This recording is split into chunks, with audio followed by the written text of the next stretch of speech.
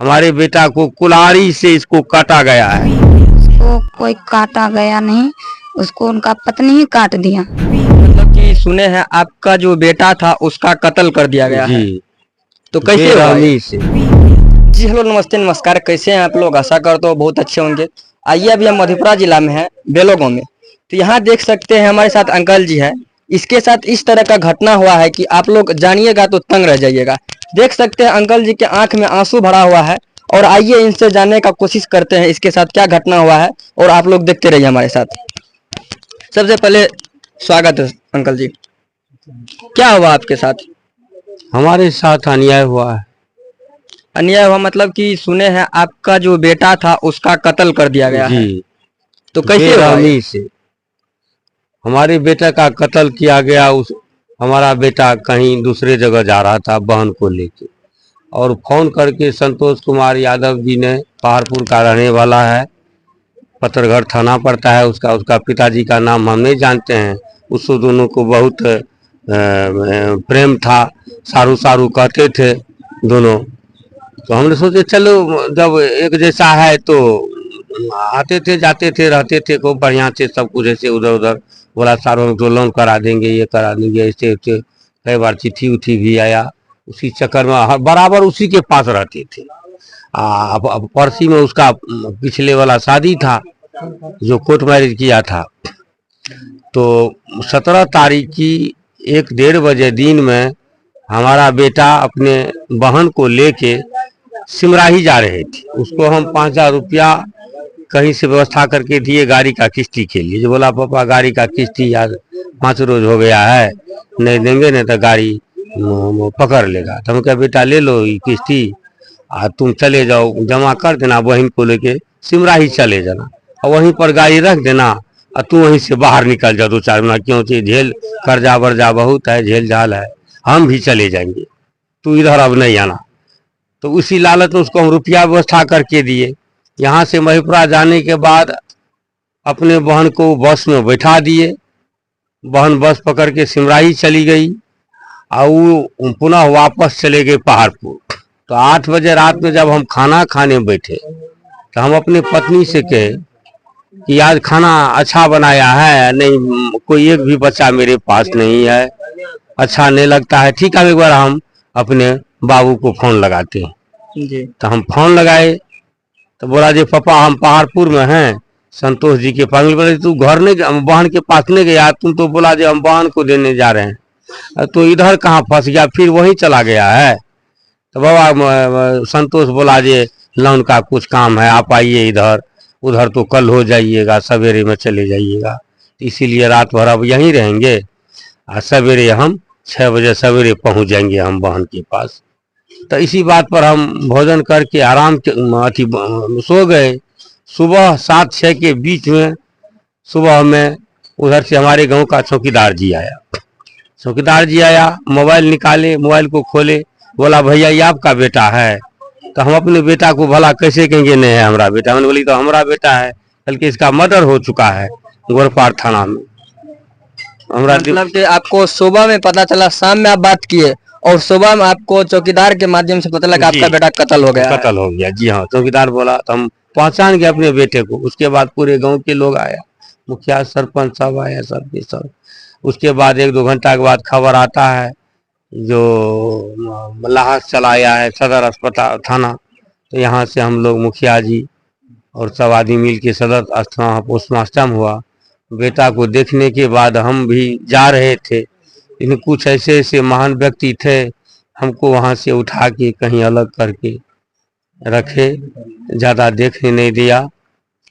Postmortem करके फिर घर आए। घर से आने के बाद मुखिया जी बोला जी नहास को जला। नहास को नहीं जलाएंगे हम जब तक हमारा केस FIR दर्ज नहीं होगा। तो सब आदमी मिल के गए थाना, गोरपाड़ थाना।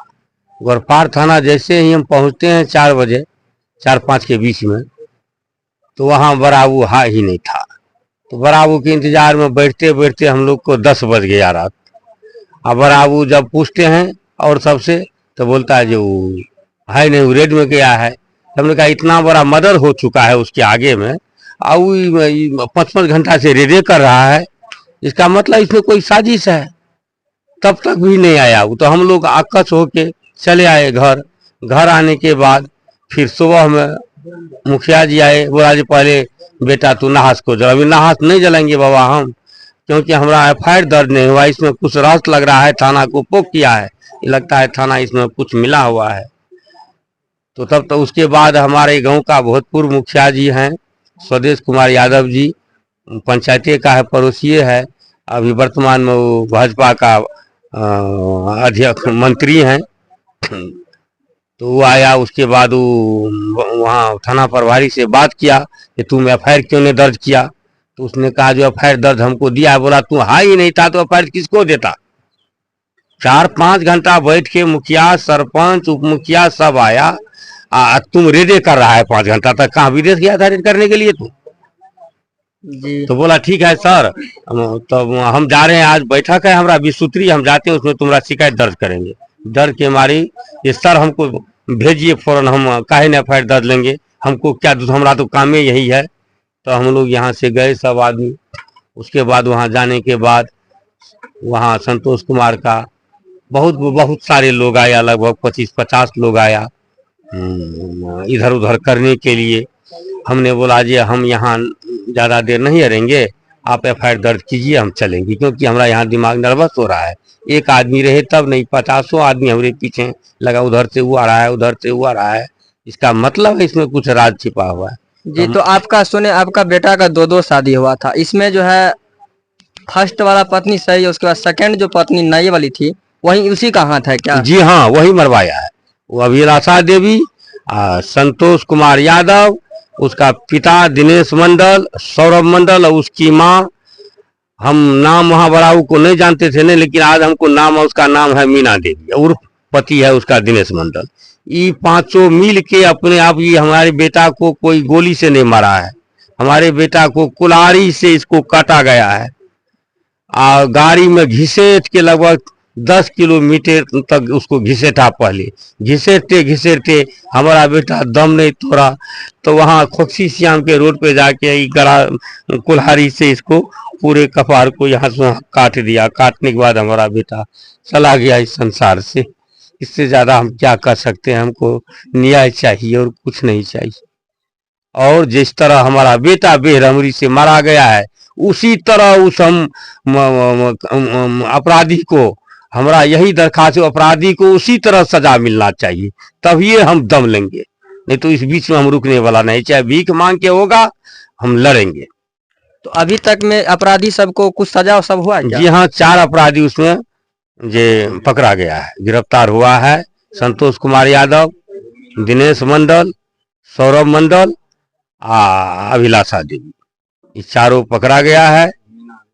मीना देवी का नाम हम नहीं दे सके थे, लेकिन आज हमको नाम मालूम हुआ, उसका सही नाम यह है, लेकिन अज्ञातवास में वो भी नाम 1-2 का हम दे दिए थे। तो बड़ा वो बोला सुबह मुझे उसको भी हम उठा लेंगे, नाम अति अब तो पता लग जाएगा धीरे धीरे। इतने तो बात बोला उसे सुबह में मुखिया जी की, तो बोला वो भी सर पकड़ा जाएगा, 24 घंटा के अंदर हम उसको गिरफ्तार कर लिए हैं। अब आगे क्या होता है वो आप सबके हाथ में है। तो आपको अभी और बेटा है कि सिर्फ एक ही बेटा था? एक बेटा और है, वो पंजाब में है। उससे छोटा है क्या? जी हाँ। तो देख सकते हैं किस तरह का घटना हुआ यहाँ पे, अंकल जी बताए हैं। आइए और उस लड़का की पत्नी से बातचीत करते हैं, और आप लोग देखिए किस तरह का। जी तो आइए अभी हम मिलते हैं उसके पत्नी से, और देखिए किस तरह का हालत है इसका। आपको पता होगा अगर किसी के सर से उसका अगर पति का हाथ हट जाए तो किस तरह का नौबत आता है। देखिए किस तरह का हालत बना के बैठे हैं। आइए इनसे मिलते हैं। जी कैसे हैं आप? कैसे रहेंगे, हमारा तो पति खो गया, तब कैसे रहेंगे। अच्छा, तो आपके पति के साथ क्या हुआ? हमारा पति साथ बहुत बड़ा घटना हो चुका है। किस तरह का घटना हुआ, जरा हमें बताइए। उसको कोई काटा गया नहीं, उसको उनका पत्नी ही काट दिया। मतलब कि आप उसका पहला पत्नी है, उसके बाद दूसरा पत्नी जो था नया वाला, वो उसका कत्ल किया है? जी सर। तो किस तरह कत्ल किया है, किस तरह बुलाया गया है, क्या है, पूरा खुल के बताइए। उसको फोन पर बुलाया गया था मधेपुरा से कि आओ मेला है, हम मेला देखने के लिए रहेंगे, आप भी मेला में घूमेंगे फिरेंगे रहना। तो ये तो अपना बहन को पहुंचाने के लिए जा रहा था। तो जैसे ही उसका फोन गया तो वो बहन को बस पकड़ा के भेजा दिया और वो ठामी हुई से अपनी छोटी पत्नी के पास पहुंच गया। और रात में क्या सब हुआ ये तो हमें नहीं पता है। हम तो अपना मैके में थे तो यहाँ पे आए तो ऐसे ऐसे बात जो हम जानते हैं वो आपको हम बता रहे हैं कि उसको मारा तो हमारा पति का जो दूसरी पत्नी थी वही, और उसको पति पत्नी से बहुत प्रेम था उसको संतोष जी से, जिसके आगे उसके लिए बच्चा भी फैल था, अपना पत्नी भी फैल था, अपना माँ बाप भी फैल था, उससे वो बहुत संबंध रखता था। संतोष जी है कौन? ये तो हम नहीं जानते हैं, मगर दूसरा पति के द्वारा हम जानते हैं कि वो सारू कहता था, मगर वो उसका रिश्तेदार में भी नहीं था, नहीं उसका जाति में था, मगर तब पर भी गांव घर का सारू बनाता था कि वो सारू उस गांव का, मतलब हमारा भी पति का उसी गांव में शादी हुआ था, उसका भी उसी गांव में शादी हुआ, तो उस रिश्ते से उसको सारू बना के रिश्ता बना के ये सब कांड करवाया। तो बात इस तरह का है कि सारू कह कि उसके साथ गद्दारी किया और इसके पति को कत्ल कर दिया। कत्ल कर दिया गया, और कत्ल करने में सिर्फ वही 4 आदमी है, संतोष जी, अभिलाषा देवी, मीना देवी का तो हम नाम नहीं जानते थे, उनकी मम्मी का, उनका जो भाई है उसको सौरभ मंडल, दिनेश मंडल, यही सब उनका मेन कारण है, और यही सब उनको कत्ल भी किया है। तो देख सकते हैं किस तरह का घटना हो रहा है अभी हमारे इस लोकल एरिया और बिहार में। तो आइए उसके बेटे देखिए किस एज का है, और 8 से 9 साल का एज में है, कर्ता बन चुके हैं। अभी इसका क्या एज है देखिए, ABCD का भी ज्ञान है इसके पास, और ये कर्ता बन के अभी बैठे हैं। तो आइए इनसे पूछते हैं क्या हुआ। जी आपका क्या नाम है बाबू? अभिराज। देखिए अभिराज नाम है। क्या हुआ ये जो कपड़ा पहने हैं आपका पिताजी को, क्या हुआ? पापा मेरे को देख सकते हैं अभी अच्छा से बोल भी नहीं पाते हैं, और इसके सर से पिता का साया हट चुका है। और देख सकते हैं किस तरह का शर्मसार घटना हो रहा है हमारे इस बिहार में। तो आइए गांव के लोग से कुछ जानते हैं और आप लोग को दिखाते हैं। सबसे पहले स्वागत है। बोलिए, हमको तो कोई पता नहीं लगा। आइए देखिए, बोलिए क्या हुआ यहाँ पे, किस तरह का घटना हुआ है? बहुत शर्मनाक घटना है, किसी के बेटे का जो है मर्डर हो गया। यह तो बहुत शर्मनाक का घटना है। बिहार में बहुत बड़ा कानून का लापरवाही है। कानून मतलब कि ये जो यहाँ का लड़का था ये किस टाइप का आदमी था? अच्छा लड़का था, मतलब अच्छा था, शांत स्वभाव का सब था। हाँ हाँ। तो देख सकते हैं किस तरह आजकल जो शांत रहता है उसके साथ कितना बड़ा कत्ल होता है, और गुंडा मवाले आजकल रोड पे खुलेआम घूमते हैं, और जो शांत है वो शांत रहते हैं। चलिए मिलते हैं अगले वीडियो के साथ। जय हिंद, जय भारत।